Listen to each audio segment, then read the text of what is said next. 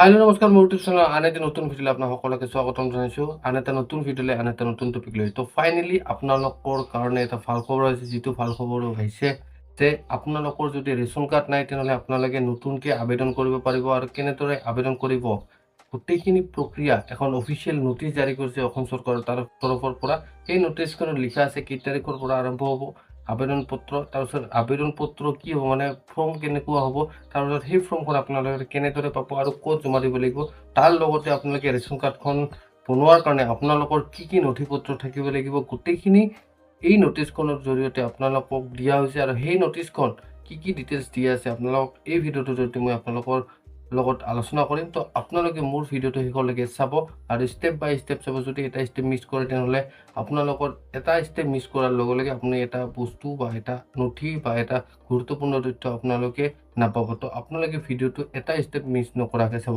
তো বন্ধুসকল, আপোনালোকৰ কাৰণে এই খবৰটো ভাল, কাৰণ বহুতৰে ৰেচন কাৰ্ড নাই, যাৰ কাৰণে ৰেচন কাৰ্ড নোহোৱাৰ কাৰণে বহুতো প্ৰব্লেম হৈছে। বহুত ধৰণৰ আঁচনিৰ সুবিধা লাভ কৰিব পৰা নাই অসম চৰকাৰ তথা কেন্দ্ৰীয় চৰকাৰৰ ফালৰ পৰা। তো সেই সাপেক্ষে অসম চৰকাৰৰ মুখ্যমন্ত্ৰী ডাঙৰীয়াই যেনেদৰে কৈছিলে সংবাদ মেলত, ঠিক তেনেদৰে নতুন ৰেচন কাৰ্ডৰ আবেদন প্ৰক্ৰিয়া আৰম্ভ কৰিছে। তো সেই আবেদন প্ৰক্ৰিয়াত কি ধৰণে কেনেধৰণে হ'ব গোটেইখিনি প্ৰচেছ আপোনালোকক এই ভিডিঅ'টোৰ জৰিয়তে জনাম। তো আপোনালোকে মোৰ ভিডিঅ'টো চাই কেনে পাইছে, যদি ভাল পাইছে লাইক এটা কৰি দিব, আৰু যদি মোৰ চেনেল আপুনি প্ৰথম আহিছে তেনেহ'লে মোৰ চেনেলটো ছাবস্ক্ৰাইব কৰি দিব এনেকুৱা ধৰণৰ নতুন নতুন আপডেট পাই থাকিবলৈ। তো বলক আজি এই ভিডিঅ'টো আৰম্ভ কৰোঁ। তো বন্ধুসকল, এইখনেই হৈছে সেইখন নটিছ, যিখন নটিছত আপোনালোকে দেখা পাইছে যে খাদ্য সুৰক্ষা আইনৰ অধীনত 19,92,167 গৰাকী নতুন হিতাধিকাৰী সংযোজন। তো এই আঁচনিখনৰ জৰিয়তে নতুন 19,92,167 গৰাকী তেওঁলোকে সংযোজন কৰিব মানে এইকেইজন ব্যক্তিক তেওঁলোকে নতুন ৰেচন কাৰ্ড দিব।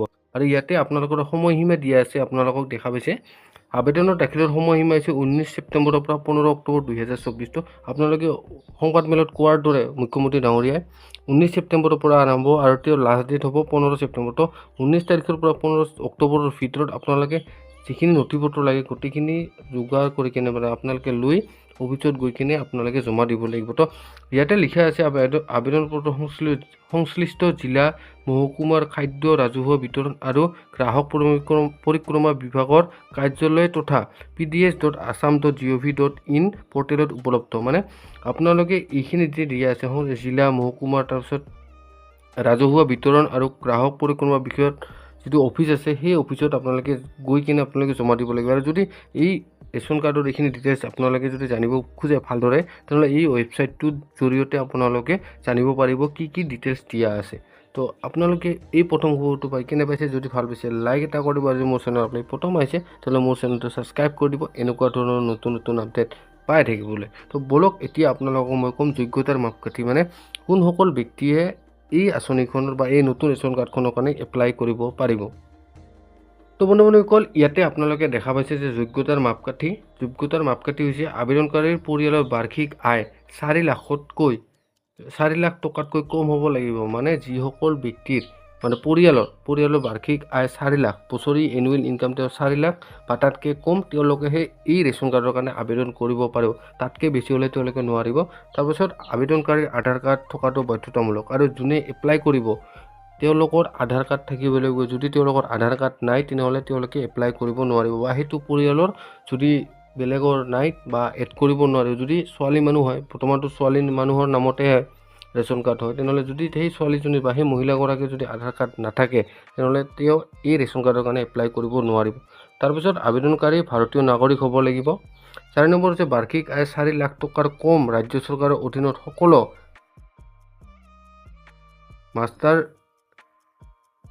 ৰেল কৰ্মচাৰী, দৈনিক মজুৰিপ্ৰাপ্ত কেন্দ্ৰীয় তথা ৰাজ্য চৰকাৰৰ অৱসৰপ্ৰাপ্ত চতুৰ্থ বৰ্গৰ কৰ্মচাৰী আৰু ঠিকাভিত্তিক কৰ্মচাৰীসকলে আবেদন কৰিব পাৰিব। ইয়াতে আপোনালোকক দেখা হৈছে যে যদি ৰাজ্য চৰকাৰৰ যিকোনো অধীনত তেওঁলোকে কৰ্মচাৰী, মানে তেওঁলোকে ৰাজ্য চৰকাৰৰ যিকোনো অফিচত কাম কাজত কৰ্মচাৰী হৈ আছিলে, তেওঁলোকেও এই আঁচনিত এপ্লাই কৰিব বা এই নতুন ৰেচন কাৰ্ডখনত এপ্লাই কৰিব পাৰিব। যদিহে তেওঁৰ বছৰি ইনকাম 4 লাখতকৈ কম হয় বা 4 লাখ হয়, তেতিয়াহে তেওঁ এপ্লাই কৰিব পাৰিব। বন্ধুসকল, এতিয়া আপোনালোকে ৰাইট চাইডে দেখা পাইছে যে প্ৰয়োজনীয় নথিপত্ৰসমূহ কি লাগিব। তো আপোনালোকক প্ৰথম অৱস্থাত ৰাউণ্ড চাৰ্কেল হিচাপত দিয়া আছে। তো আপোনালোকে তলৰ পৰা যাব, ইয়াতে লিখা আছে শুদ্ধ আৰু সম্পূৰ্ণভাৱে পূৰণ কৰা প্ৰপত্ৰ চি, মানে ফৰ্ম চি যিখন আছে সেইখন আপোনালোকে লাগিব। ফৰ্ম শুদ্ধ আৰু সম্পূৰ্ণ যিখন ফিল আপ কৰিব লাগিব সম্পূৰ্ণভাৱে। তাৰপাছত আধাৰ কাৰ্ড, তাৰপাছত ভোটাৰ কাৰ্ড নাইবা ভোটাৰ তালিকা, ঠিকনাৰ প্ৰমাণপত্ৰ, পৰিয়ালৰ সকলো সদস্যৰ ফটো, তাৰপিছত বেংক একাউণ্টৰ সবিশেষ মানে বেংক একাউণ্ট লাগিব। এইকেইটা ডকুমেণ্ট আপোনাৰ লগত থাকিব লাগিব, তেতিয়াহে আপোনালোকে নতুন ৰেচন কাৰ্ডৰ কাৰণে এপ্লাই কৰিব পাৰিব। ইয়াতে যদি যিকোনো এখন ডকুমেণ্ট নাথাকে তেনেহ'লে আপোনালোকে এপ্লাই কৰিব নোৱাৰিব।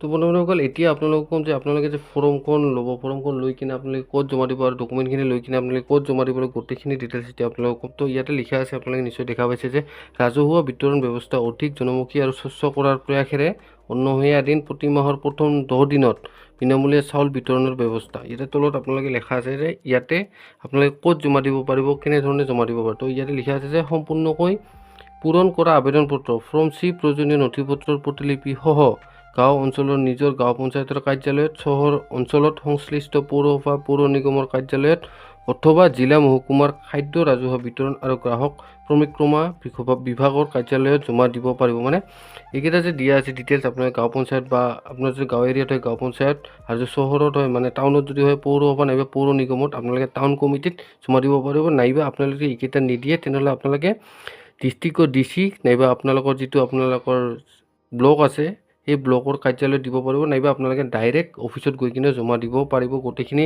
ডিটেইলছ ফিল আপ কৰি কিনে ফৰ্মখন ফিল আপ কৰি গোটেইখিনি ডকুমেণ্ট একেলগ কৰি কিনে আপোনালোকে জমা দিব পাৰে। আৰু যদি আপোনালোকে ইয়াৰ বিষয়ে আৰু কিছু জানিব খোজে, তলত ফোন নম্বৰ দিয়া আছে, ফোন নম্বৰটোত আপোনালোকে ডাইৰেক্ট কণ্টেক্ট কৰি কিনে গোটেইখিনি ডিটেইলছ আপোনালোকে জানিব পাৰিব। আৰু ফোন কৰা টাইমো দিয়া আছে, আপোনাৰ 10 বজাৰ পৰা বিয়লি 5 বজাৰ ভিতৰত আপোনালোকে ফোন কৰি গোটেইখিনি ডিটেইলছ এই স্কিমৰ ভিতৰত গোটেইখিনি ডিটেইলছ আপোনালোকে ল'ব পাৰিব।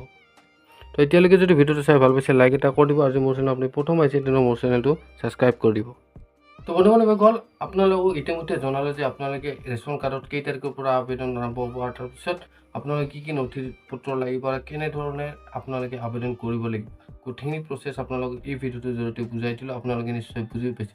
যদি পোৱা নাই আপোনালোকে কমেণ্ট কৰি জনাব, মই আপোনালোকক সেই নটিচখন বা সেই যিখন আপোনালোকৰ আছে সেইখিনি গোটেইখিনি বুজাবলৈ ভালদৰে চেষ্টা কৰিম। তো আপোনালোকক ইয়াতে এটা কথা কওঁ যে ইয়াতে যিটো আপোনালোকৰ নটিচখনত দিয়া আছিলে যে ফৰ্ম চি জমা দিব লাগিব, তো এই ফৰ্ম চিখনৰ পৰা যিমান পাৰে আপোনালোকে নিজে অফিচত গৈ কিনে জমা দিব, কাৰণ বেলেগ মানুহ ধৰাতকৈ আপোনালোকে নিজে অফিচত গৈ কিনে ফৰ্ম চিখন জমা দিব, আৰু যিখিনি তথ্য বিচাৰিছে, যিখিনি নথিপত্ৰ বিচাৰিছে গোটেইখিনি ফুলফিলভাৱে ফিল আপ কৰি গোটেইখিনি ডকুমেণ্ট আপোনালোকে তাৰ লগত গাঁঠি লগাই ফৰ্মখনৰ লগত আপোনালোকে নিজে গৈ কিনে জমা দিব।